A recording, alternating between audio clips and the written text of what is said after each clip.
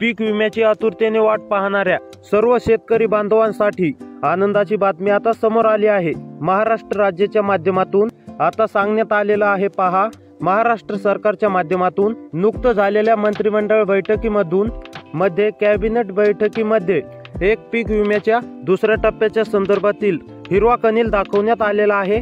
पहिला टप्पा वितरण होऊन आता जवळपास 1 महिना पूर्ण झाला।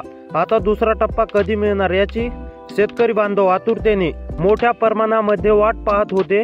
आज बघा, इथं पार पडलेल्या मंत्रिमंडळाच्या बैठकीमध्ये या संदर्भातील अतिशय महत्त्वाचा निर्णय इथे घेण्यात आलेला आहे।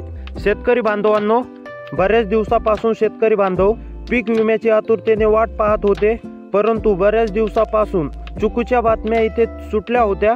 पीक विमा आज येईल, उद्या येईल, परवा येईल, खऱ्या बातम्या त्यांना कुणी सांगत नव्हतं। पीक विमा किती वाजता इथं तुमच्या खात्यामध्ये येणार, कोणत्या तारखेला येणार बघा, परंतु इथं त्या ठिकाणी सरकारने स्पष्टपणे सांगितलं आहे। तर बघा, या नियमानुसार आता पीक विम्याचा दुसरा टप्पा शेतकरी बांधवांच्या खात्यामध्ये वितरण करण्यात अशी माहिती आता सरकारने स्पष्टपणे सांगितलेलं आहे।